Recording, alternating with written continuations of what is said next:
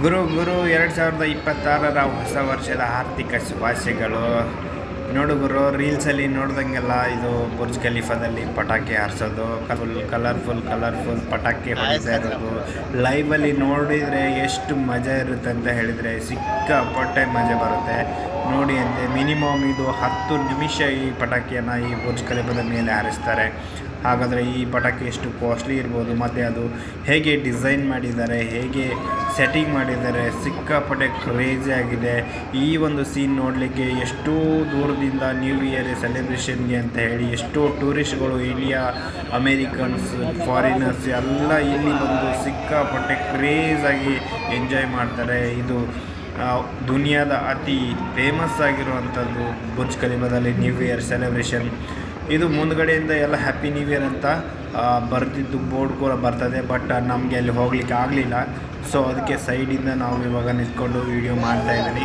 ಈ ವಿಡಿಯೋ ನಿಮಗೆ ಇಷ್ಟ ಆಗಿದ್ದರೆ ಲೈಕ್ ಮಾಡಿ, ಚಾನಲ್ಗೆ ಹೊಸಬರಾಗಿದ್ದರೆ ಸಬ್ಸ್ಕ್ರೈಬ್ ಮಾಡಿ ಮತ್ತು ಸಪೋರ್ಟ್ ಮಾಡಿ ಅಂತ ಕೇಳ್ತಾ ಇದ್ದೀನಿ. ಮಿಸ್ಟರ್ ಹಳ್ಳಿ ಹುಡುಗರ ಚಾನಲ್ಗೆ ನೀವು ವಿಸಿಟ್ ಮಾಡಿದರೆ ಪ್ಲೀಸ್ ಸಬ್ಸ್ಕ್ರೈಬ್ ಮಾಡಿ ಹೋಗಬೇಕು. ನೋಡಿ, ಇದೇ ಥರ ವೀಡಿಯೋನ ನಾನು ಹಾಕ್ತಾ ಇರ್ತೀನಿ.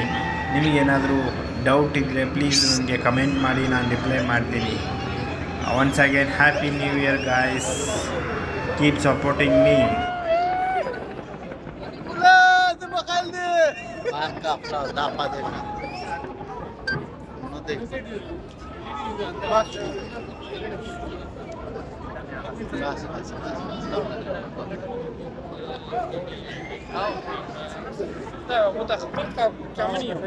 ولا يريد أن كبارير تكفر كوريا فرصة